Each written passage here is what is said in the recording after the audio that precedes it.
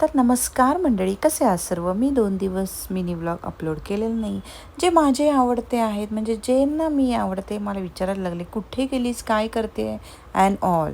So मी सांगू इच्छिते की मी गेली होती बीचवर. मस्त अलिबागमध्ये 2-3 दिवस मी फिरत होती. शूट तर करत होती, पण ते एडिट पण तर करायला लागतं.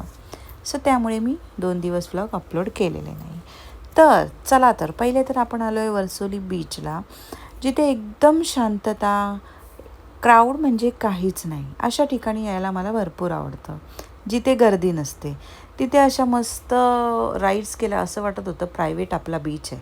नो टेन्शन, किसी का टेन्शन नाही. पण तिथे जास्त राईड्स नव्हत्या आणि आम्हाला राईड्स वगैरे केल्या, थोडं फिरलो आणि कंटाळा आला. मग आम्ही येऊन पोचलो अलिबाग बीचवर. तिथे पहिलं तर दुपार झाली होती आपल्याला, कारण म्हटलं तिथे पण एन्जॉय करूया, इकडे पण. म्हणून तर पहिले इकडे आल्यावर आम्ही पहिला विचार केला, जेवून घेऊया मस्तपैकी. पेटपूजा ही झालीच पाहिजे, कारण भरपूर भूक लागली होती, सकाळपासून काही खाल्लं नव्हतं.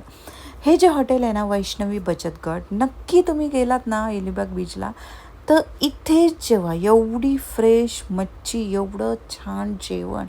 मी सांगते, मुंबईमध्ये जोपर्यंत मी फर्स्ट टाईम एवढं चांगलं मच्छीचं जेवण जेवले, ते सुद्धा फ्रेश मच्छी, एकदम फ्रेश, जसं की समुद्रातून काढली, डायरेक्ट तव्यात फ्राय केली. आणि सोलकढी सेम माझ्या घरी कोकणात बनवतात तशी. 10 out of 10 मी ह्या हॉटेलला देऊ शकते.